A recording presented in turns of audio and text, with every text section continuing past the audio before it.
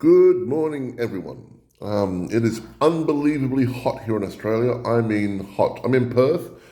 It's getting up to 45 degrees today, I believe, and in American terms, that's about 120-ish in the shade.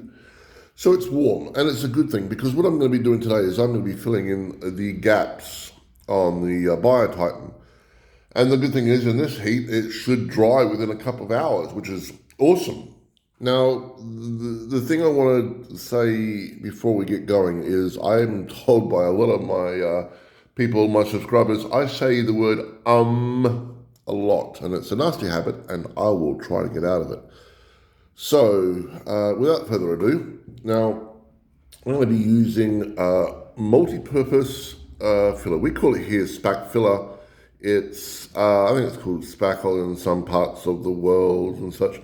You use it on walls to pop in gaps and so forth. It dries pretty quickly.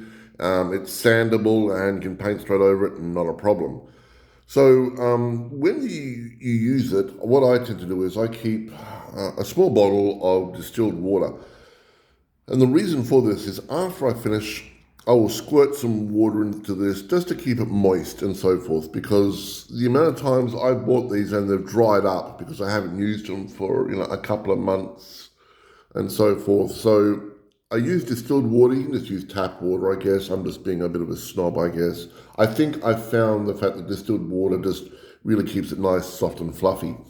Now there is two tools that you can use. The first one is this from Games Workshop. Now, it's not a bad tool. You can also use modeling tools if you want to. I also found this really great tool that works well. It's called your finger, and you can just smear it on and make it nice and smooth and so forth. And, it's basically going back to being in kindergarten. So what I'll do is I'll just show you one side of it, and then I'm more than likely to do the other side off camera because this is going to be interesting. It's hard because I'm looking off camera at doing this, and I've also got to look on camera. So if it suddenly goes off for half a second, I do apologize. I am still learning the rules of this trade.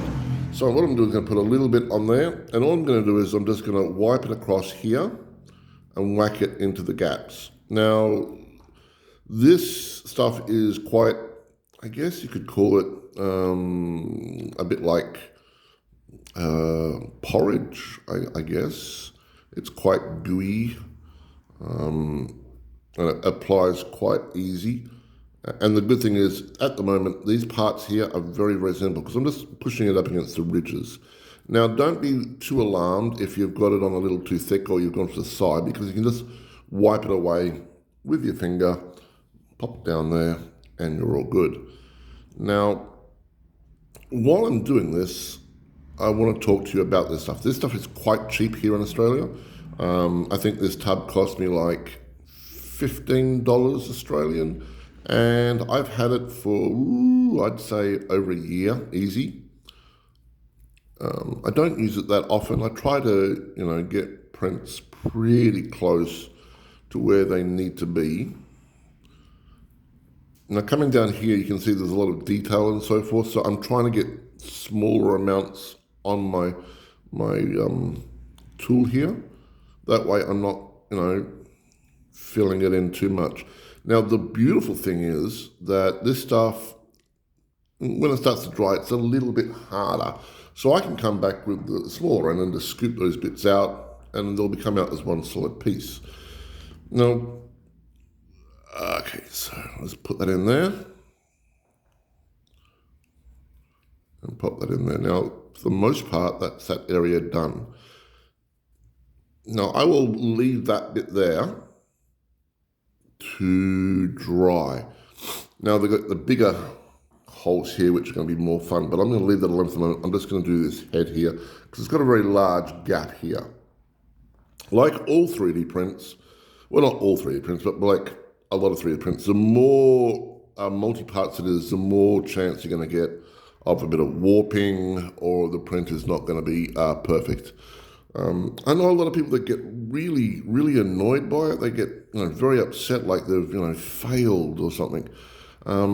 Me personally, I don't look at it like that. I look at it as something to learn, something better to become better at. There is, oh, that's a lot of gap down there, isn't it? Also, the Spak will act, I guess, a bit as a glue because you are filling it in. It will attach itself to the top and bottom, and try to get as much in and underneath as you can. I mean, you can see right there, there's a tiny little gap there. Now, it will be covered up by the gun, so I'm not overly concerned about that. And like I said, this stuff is very sandable. So once you've got your little sweet spot, don't be alarmed if it, expands a little bit, a very small smidge, and, you've got to sand it back because I think I use, 800 grit sandpaper. Not a problem. So, now, you may see me pausing every now and again. It's because I'm in my little shop. I actually have a shop here in Perth, Western Australia. It's called Chaos Creations. I'm on Ango Street in North Perth. So if that rare chance that somebody is in my city and would like to come into the store one day and say hi and possibly buy a piece of local art, that would be wonderful. So there we have, for the most part, it. Now, I can, I guess, fill it up a little bit more in there, but I kind of like that sort of gappy ridge. It looks quite nice. Now, these bits are going to be the hard bits because they are, in the hard to get places. So what I tend to do is put a big dollop on there and then just pop it on and then just, work it in best you can. Now, like I said, if you get a bit messy, don't be alarmed. And then once again, it's good old-fashioned finger, just run it around there. Just run it into some grooves, make it look nice. It's not a problem. And this is way too much. If you have any comments, please ask away. I try to help out as much as possible.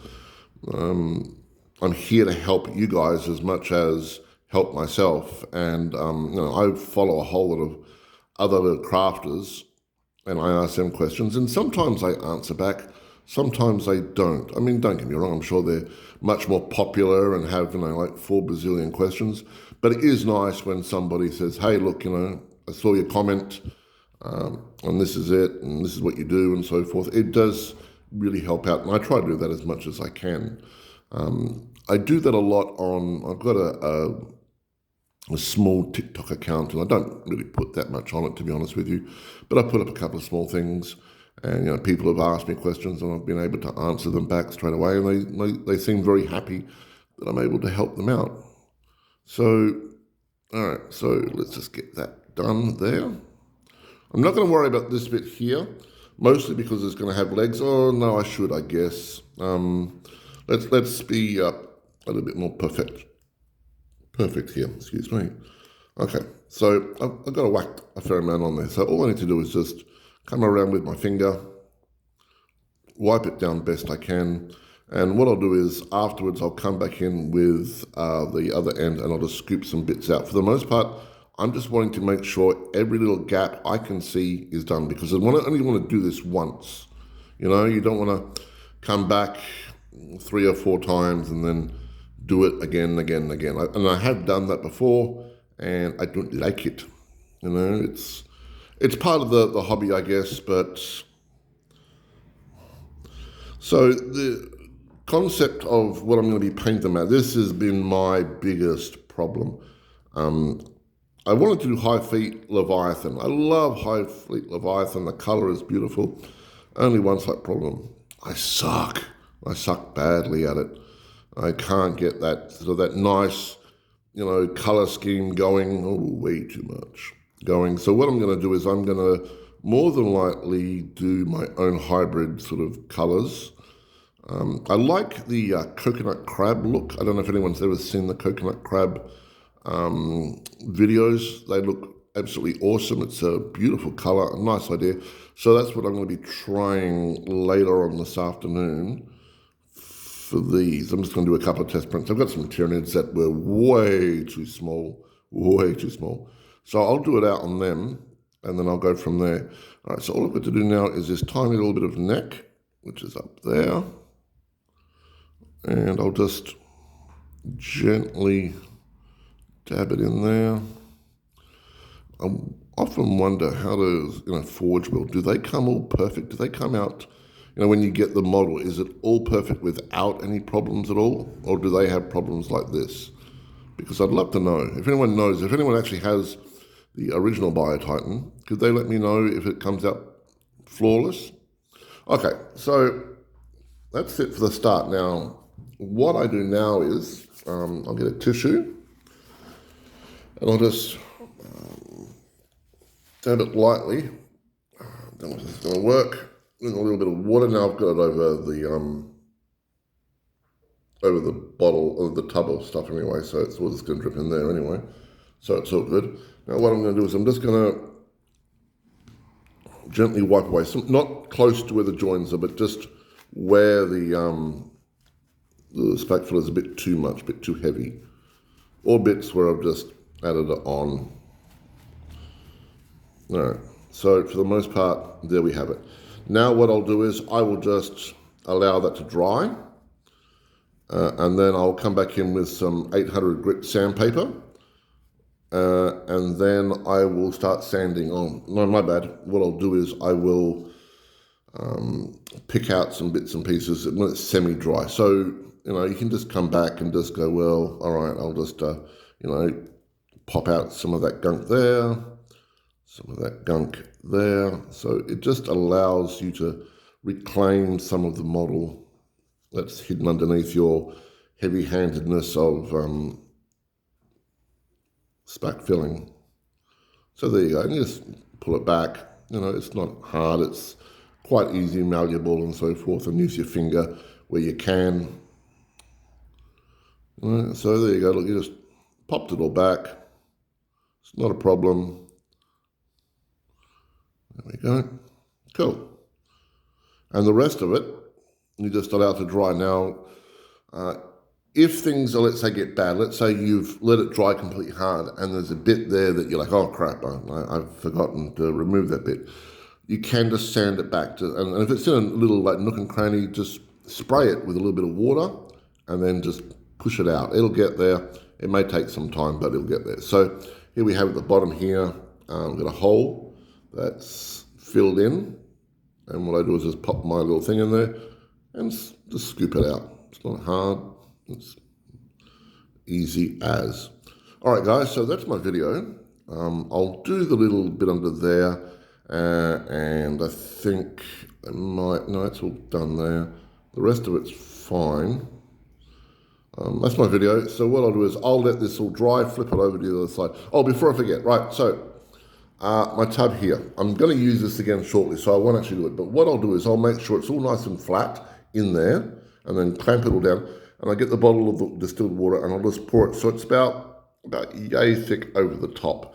That means because we're in the middle of blistering hot summer, it's got moisture. It'll seep down into it and keep it nice and fresh and gooey, like this. You have any questions, please ask. And I'm sorry if I've rambled on a bit too much. Everyone have a nice day. Bye-bye.